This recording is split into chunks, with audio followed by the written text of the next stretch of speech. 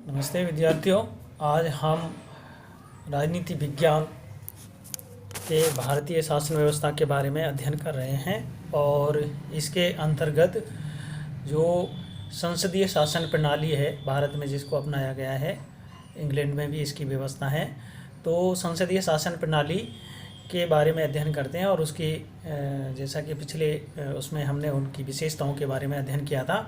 आगे हम इसके गुण दोषों पर भी प्रकाश डालते हैं और समझने का प्रयास करते हैं कि जो संसदीय शासन प्रणाली है उसमें क्या गुण होते हैं, क्या अच्छाइयाँ हैं उसके अंतर्गत और क्या उसमें दोष हैं या बुराइयाँ हैं। तो सबसे पहले संसदीय शासन प्रणाली के गुणों पर हम चर्चा करते हैं। तो संसदीय शासन प्रणाली की जो पहला जो गुण के रूप में यदि हम देखें तो वो इस प्रकार से है कि विधायिका और जो कार्यपालिका होती है उन दोनों के बीच में सामंजस्य होता है। उनमें कोई मतभेद या दूरियां उनके बीच में नहीं होती हैं। उन एक दूसरे से मिलकर के ही वो चलते हैं, क्योंकि जो कार्यपालिका होती है उसका प्रतिनिधित्व व्यवस्थापिका के अंतर्गत भी रहता है, उनकी सदस्यता व्यवस्थापिका के अंतर्गत भी रहती है और वो इतने सक्षम या इतनी अपनी पकड़ रखते हैं कि वो व्यवस्थापिका में किसी भी बिल को या किसी भी कानून को पारित कराने की क्षमता रखते हैं और इसलिए इसकी एक सामंजस्य उन दोनों के बीच में बना रहता है, किसी प्रकार का मतभेद उत्पन्न नहीं होता है। तो सामंजस्य एक बहुत बड़ा इसका एक गुण है। और दूसरा ये है कि ये उत्तरदायी सरकार इसके बीच में होती है। इस संसदीय शासन प्रणाली के अंतर्गत उत्तरदायी सरकार होती है जो कि संसद के प्रति उत्तरदायी होती है।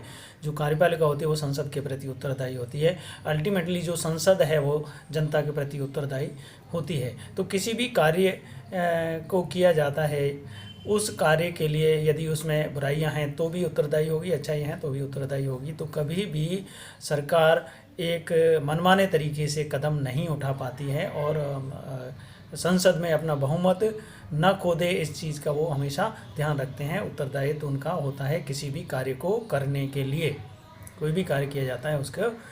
तो और जो व्यवस्थापिका है प्रश्नकाल के माध्यम से या स्थगन प्रस्ताव के माध्यम से, अविश्वास प्रस्ताव के माध्यम से जो कार्यपालिका होती है उस पर कंट्रोल रखती है, नियंत्रण रखती है। जबकि जो प्रेसिडेंशियल फॉर्म होती है गवर्नमेंट की, उसमें इस तरीके का अविश्वास प्रस्ताव नहीं लाया जा सकता है और उसमें इस तरीके की कार्रवाई नहीं की जाती है, जो कि इसमें इसके अंतर्गत जो खिंचाई की जा सकती है वो उसमें संभावना कम रहती है। निरंकुश, इसके अलावा जो निरंकुश जो ता होती है कार्यपालिका की, उस पर भी प्रतिबंध रहता है। वो भी निरंकुश भी ये संसदीय शासन प्रणाली के अंतर्गत कार्यपालिका नहीं बन सकती है और उनकी संभावना बहुत कम रहती है, क्योंकि संसद उस पर हमेशा कंट्रोल रखती है। तो ये भी एक विशेषता, एक गुण है। तो और इसके अलावा जो वैकल्पिक सरकार की व्यवस्था भी इसमें से बन सकती है। जैसे मान लीजिए किसी एक दल को बहुमत प्राप्त है और उसकी सरकार बन जाती है और किन्हीं कारणों से बीच में वो भंग हो जाती है, सरकार भंग हो जाती है। तो ऐसी स्थिति में राष्ट्रपति को ये अधिकार होता है कि वो दूसरे दल को मौका दे या किसी भी गठबंधन जो दल है या जो सरकार बनाना चाहते हैं उनको वो एक मौका देने का एक वैकल्पिक व्यवस्था इसके अंतर्गत रहती है।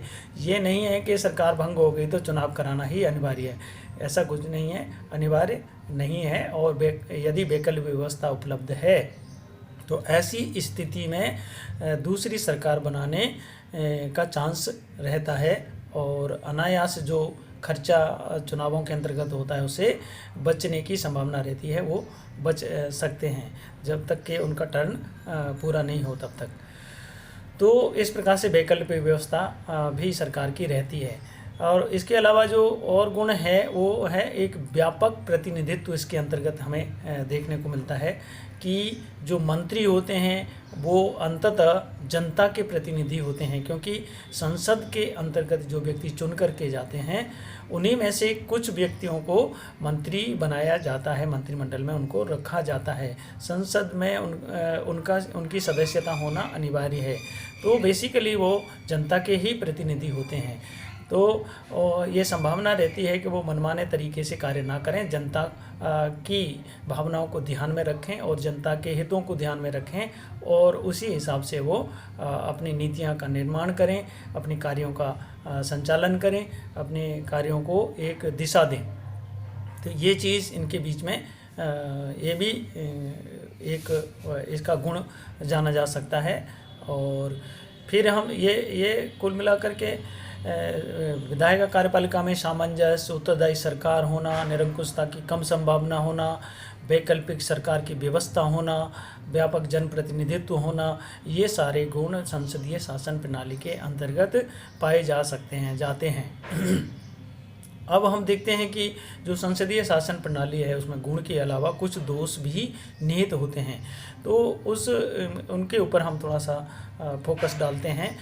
जैसे सबसे बड़ा गुण तो ये है कि अस्थिर सरकार की संभावना इसके अंतर्गत ज़्यादा रहती है। बहुमत दल पर सरकार टिकी हुई रहती है। यदि किन्हीं कारणों से यदि बहुमत प्राप्त नहीं है तो गठबंधन सरकार बनेगी और गठबंधन सरकार के बीच में विभिन्न जो धड़े हैं उनके माध्यम से, विभिन्न दलों के माध्यम से गठबंधन सरकार बनाई जाती हैं। तो कोई एक दल रुष्ट हो जाए या अपने समर्थन को वापस ले ले तो वो सरकार गिर सकती है और गिरने की संभावना ऐसे अनेक उदाहरण इतिहास में देखने को मिले हैं जबकि सरकार गिर गई है, चाहे वो बीपी सिंह की सरकार हो या जनता पार्टी वाली सरकार थी मोरारी देसाई वाली, या इसके अलावा जैसे वाजपेयी सरकार थी या चंद्रशेखर की सरकार थी। ये सारी जो है जो बहुमत नहीं होने की वजह से या एक धड़े के द्वारा समर्थन वापस लेने की वजह से उनको अपनी जो सरकार है उसको भंग करना पड़ा था और पुनः चुनाव करने की नौबत इसके अंतर्गत आ गई थी। तो अस्थिर सरकार के रूप में इसको हम इसके दोष को जान सकते हैं। दूसरे हैं कि जो नीतियां होती हैं उसमें निश्चितता का अभाव रहता है। क्योंकि जो नीतियां बनाई जाती हैं हर दल अपने तरीके से नीतियां बनाता है और अपने जो एजेंडा होता है, अपनी जो विचारधारा होती है उसके हिसाब से उनके द्वारा नीतियां बनाई जाती हैं। और सरकार यदि बदल जाती है, दूसरे दल की सरकार आ जाती है तो वो फिर अपने हिसाब से तो नीतियां बनाता है। तो इस वजह से ये देखने को मिलता है कि जो नीतियां हैं वो अस्थिरता उनमें उनके अंतर्गत बनी रहती है। तो ये भी एक दोष हमें देख सकते हैं। तो इसके अलावा जो मंत्रिमंडल है वो निरंकुशता धारण कर लेता है और क्योंकि जो मंत्रिमंडल के अंतर्गत जो व्यक्ति होते हैं वो अपने दल में अच्छी पकड़ रखते हैं, नेतृत्व होता है उनका, बड़े बड़े दल के हिसाब से पदाधिकारी होते हैं, अपनी एक अच्छी पकड़ दल के ऊपर रखते हैं। तो वो मनमाने तरीके से कोई भी नीतियां बना लेते हैं और उनको ये पता है कि संसद के अंतर्गत तो हम अपनी जो नीतियां हैं, प्रस्ताव हैं, कार्य हैं उनको पारित करा ही लेंगे।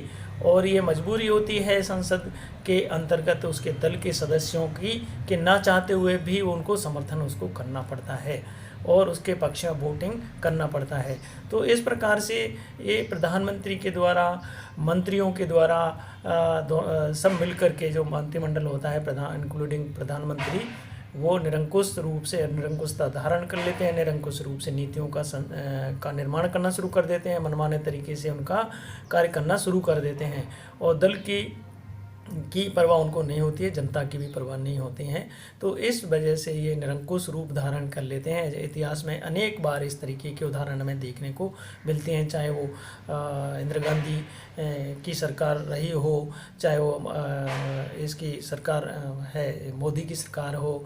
तो ये सारी जो है एक तरीके से ये देखा जा सकता है कि उसमें निरंकुश रूप मनमाने तरीके से अपने कार्य नीतियों का निर्णय करना शुरू कर देते हैं, कार्य संचालन करना शुरू कर देते हैं। जनसामान्य के द्वारा जो आवाज़ उठाई जाती है उसकी तरफ कम ध्यान दिया जाता है।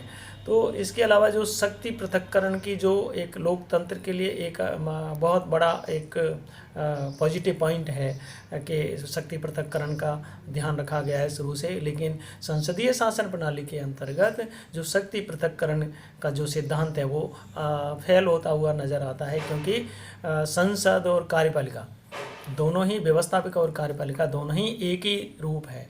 क्योंकि ना तो जो कार्यपालिका है वो अलग है, ना ही वो संसद है या व्यवस्थापिका है वो अलग है। दोनों ही एक मिला जुला रूप है और दोनों ही जो सरकार, क्योंकि जिसकी सरकार बनती है वो संसद में से अपनी नीतियों को पारित करा ही लेता है और उसके फेल होने की कम संभावना रहती है या वापस करने की कम संभावना रहती है।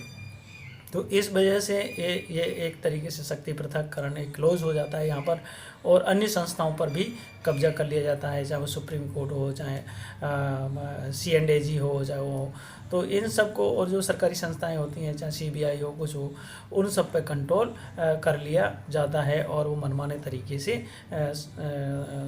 शक्ति पृथक्करण के सिद्धांत की धज्जियाँ उड़ाई जाती हैं। तो ये भी एक बहुत बड़ा इसका दोष है।